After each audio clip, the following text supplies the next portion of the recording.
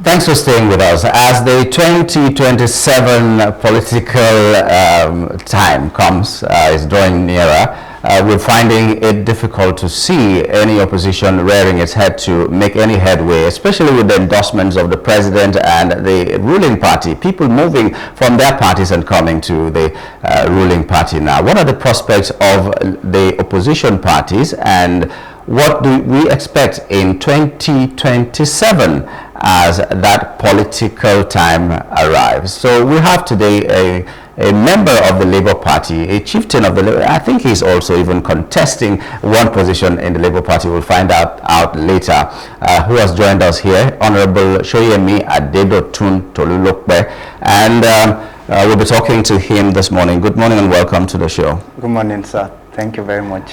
It's a pleasure.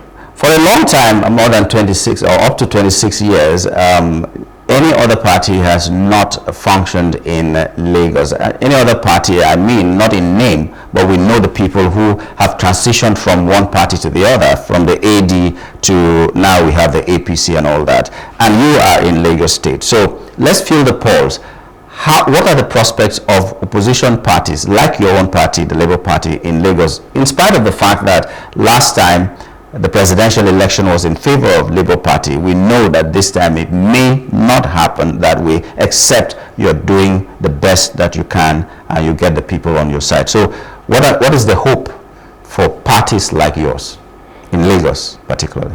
Okay, thank you very much once again. Now, just like you said, elections in Lagos is very dicey. And it is mostly unidirectional. That means it is only the ruling party who is in charge, who does virtually everything, and who controls it. But the game needs to change. The trajectory needs to change. We can't keep going in one direction. There are other political parties and mostly much more vibrant, educated, people who have the interests of people at heart. So that is why other political parties needs to wake up, needs to get the clarion call, and need to get activated. And we are here, not just myself, but several candidates representing Labour Party to change the trajectory.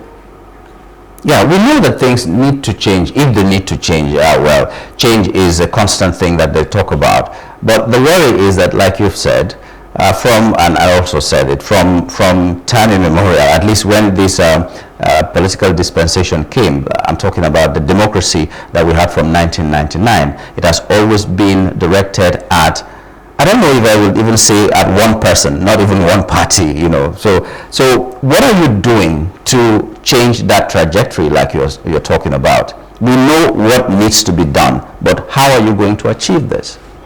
Okay, now, the power, it's in the people. Just like the last guest said. He said, the only way we can change things is if voters come out en masse on that day and get their vote casted.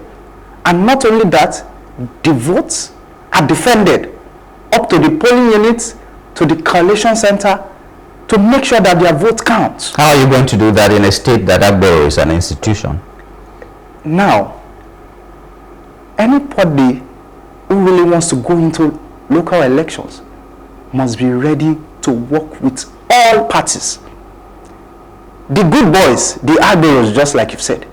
Oh, that's the name they call them, yeah, right? The good boys. We are working with them. We have close relationship with them. That is why this election will come as the first shocker to the ruling party, because they would not see us coming. Just like they didn't see us coming in the presidential elections. We are going to win these elections affirmatively. Now that element of surprise may not be there anymore, because they didn't see you coming in presidential, but they saw you coming in the gubernatorial election, so they swept everything.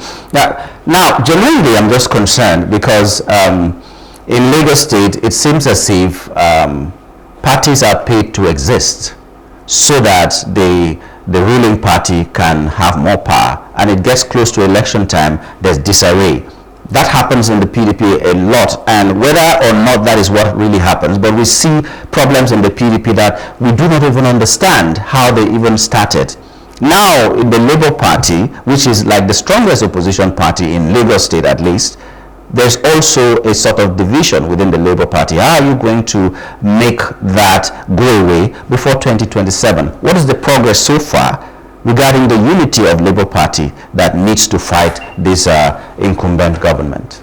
Now, we tend to get some things not done properly. At times we try to put the cart before the horse. The most important election is the local council elections. Let us leave 2027 for now.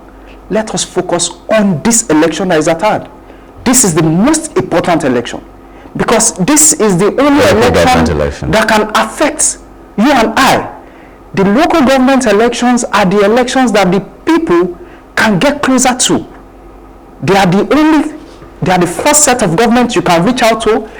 They are the first set of government you can communicate with.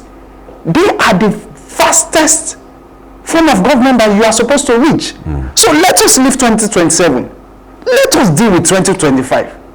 Let the people feel the government that is on seats. Let them feel the local government chairman and the LCDA chairman. So what are you doing? Because these other people, the ruling party, for instance, they have the rice and maggi that they give to people. Yeah, as basic and as funny as that, as insulting as that might be, those are the things they use for campaign, which means they have the money, they have weaponized, politicians generally have weaponized poverty as we see it, and then when they come during election, they give you 3,000, 5,000 and some rice and all that. So from the national, those people who are preparing for 2027, they want to wet the ground right now.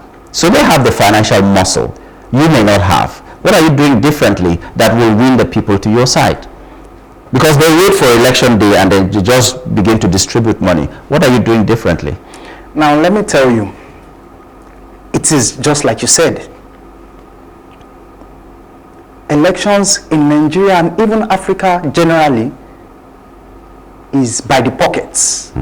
It's by who can pay the most and who can wet the ground very well.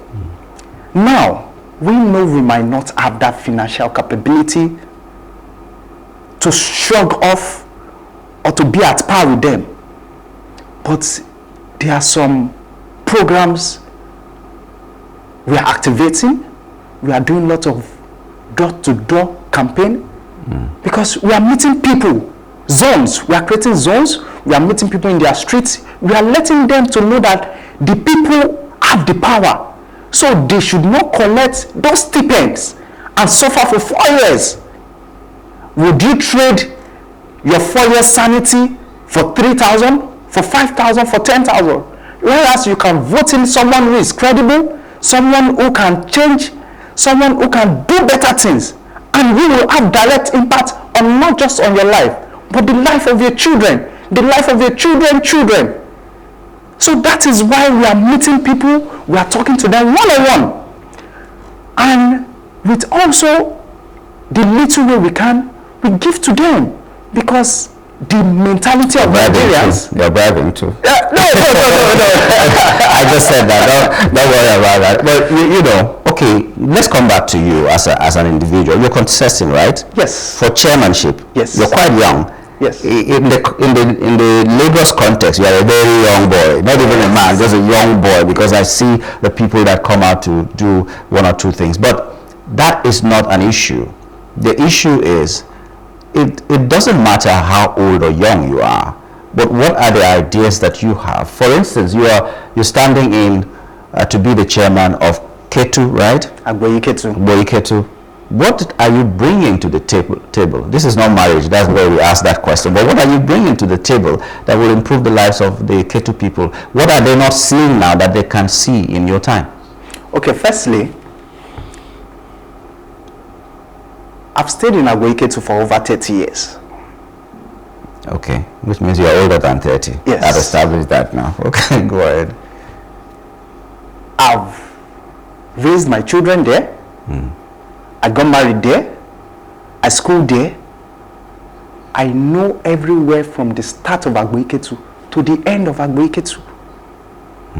And the system of governance we are bringing is the one, just like I said earlier, that will change the lives of people. What particularly are the needs of the Agboiketu people that you want to address? Okay. Number one is the healthcare. There is no general hospital in Agboiketu. My firstborn was given birth in Bagada General Hospital. My secondborn in Surulere General Hospital, because I cannot entrust my children to the healthcare that I do not trust. If we had a proper standard general hospital in Agboiketu, I would have taken my children there. Agboiketu people need quality healthcare that should be affordable. They need good education, and education is the bedrock of any society in the world. We cannot progress if we do not have quality education.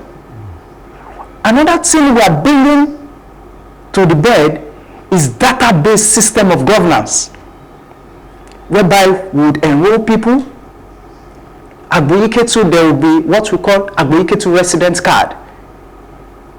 People will have that card, and with that card, you'll be able to get so many basic amenities. You'll be able to go to our hospital at a subsidized rate.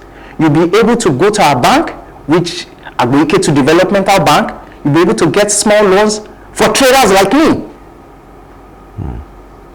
You'll be able to get on the shuttle buses to move around. You'll be able to get so many things. Aside from that, we are making employment and youth empowerment.